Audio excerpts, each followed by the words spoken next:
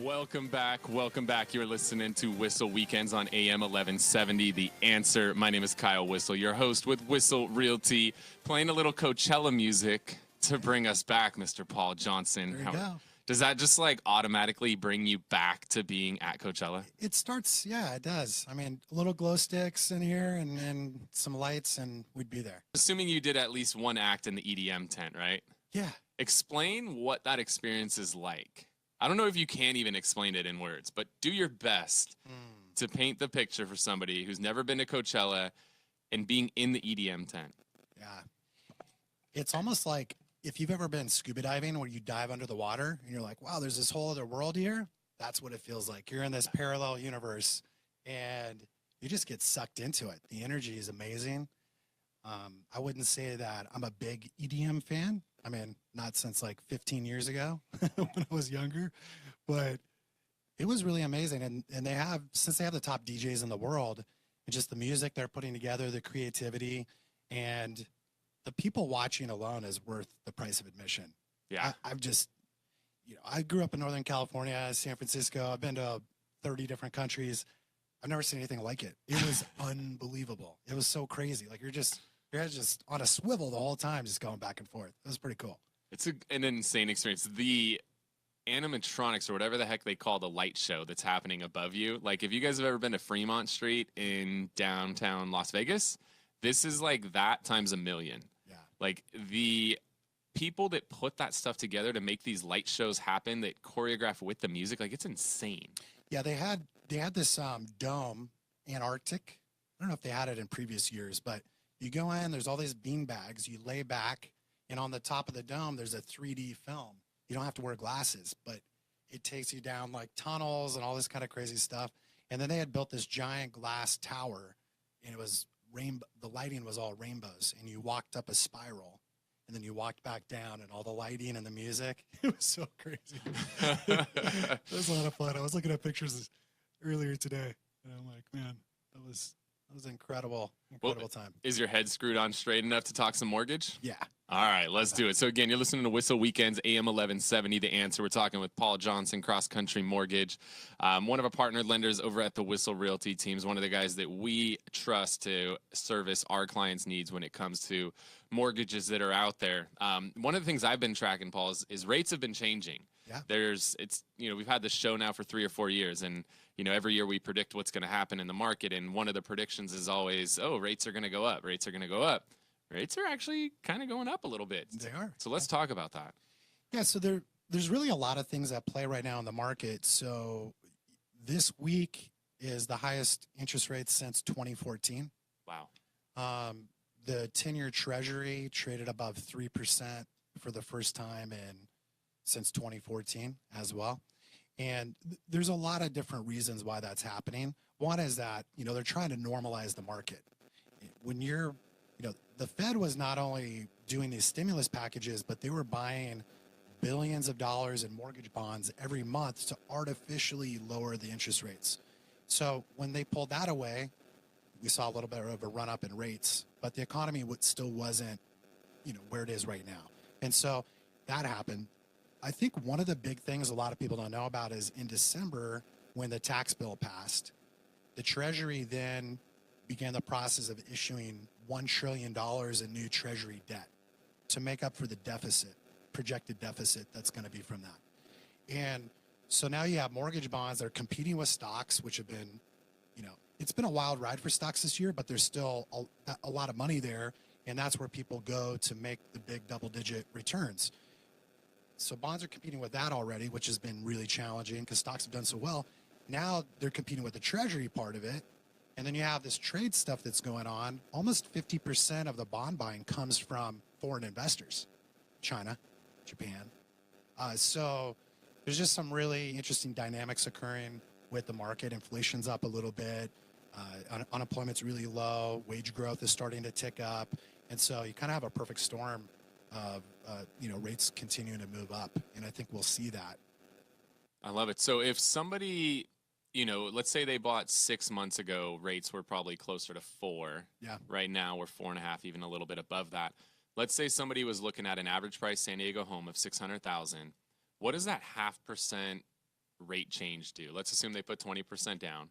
What does a 0.5% rate change do on a $500,000 loan amount? Yeah, that's a great question. So Steve and I actually were talking about this a couple of weeks ago, because I think when you see the numbers, they're very psychological. When you're at 3.8 and it goes to 4, everybody freaks out. But it's like 25 or 30 bucks a month on a $500,000 mortgage.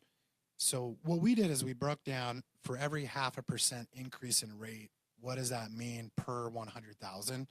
So it makes it easy to calculate on a price. Like on a $500,000 mortgage, it'd be an extra $150 a month in interest if rates moved up 0.5%. So obviously that's not ideal. You know, I'd rather my clients have that money in their pocket.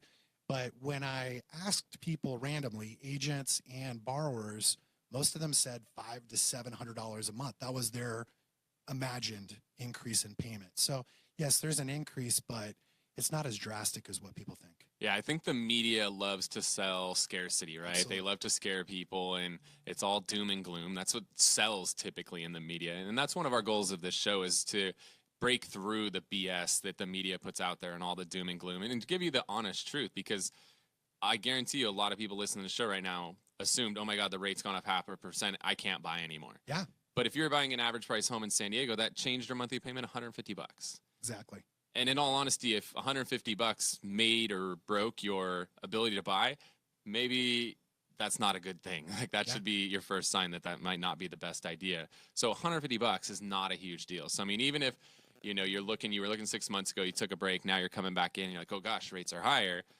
$150 a month on a $500,000 loan, that's not a huge deal.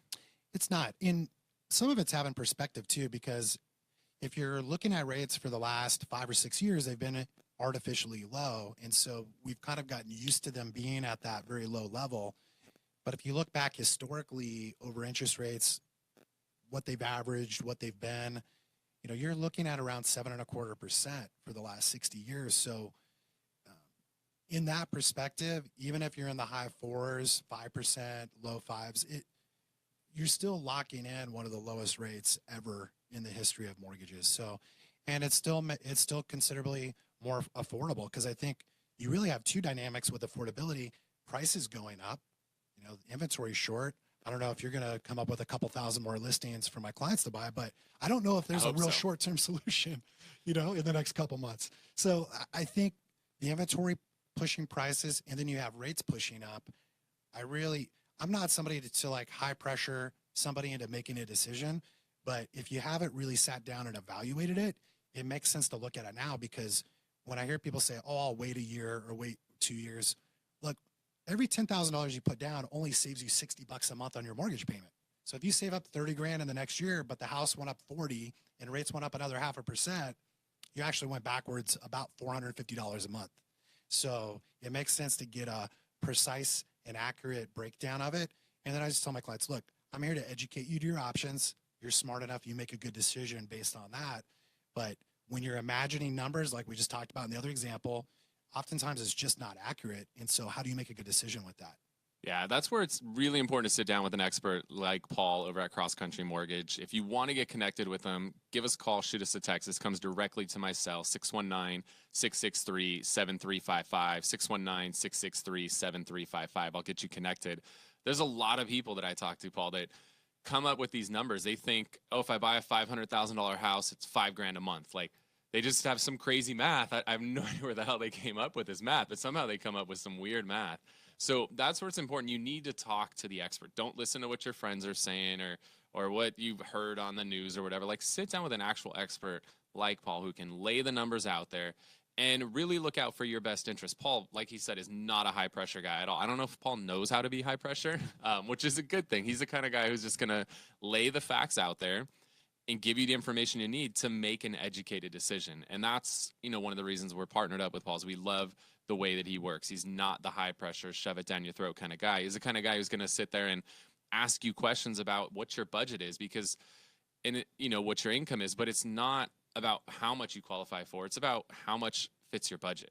Yeah. And there's a lot of lenders out there that are going to stretch you as far as they possibly can to buy the most expensive home possible, because lenders are paid based on commission. Yeah. And the more the loan amount is, the more they get paid. And that's how a lot of lenders work. But those are the lenders that aren't going to be in this business for a long time. Those are the lenders that are going to, be a flash in the pan and have a few good years, and they're going to ruin a lot of relationships and, eventually not be around. That's why Paul's been in the game for a long time. That's why a lot of the clients that work with Paul are people who've worked with them multiple times, throughout their lives. And that's, an awesome thing. So again, if you want to get connected with Paul, sit down, look at your particular situation, look at your budget, make sure that he custom tailors a plan that's going to work for you. Again, I'd love to get you connected with Paul. 619-663-SELL, 619-663-7355.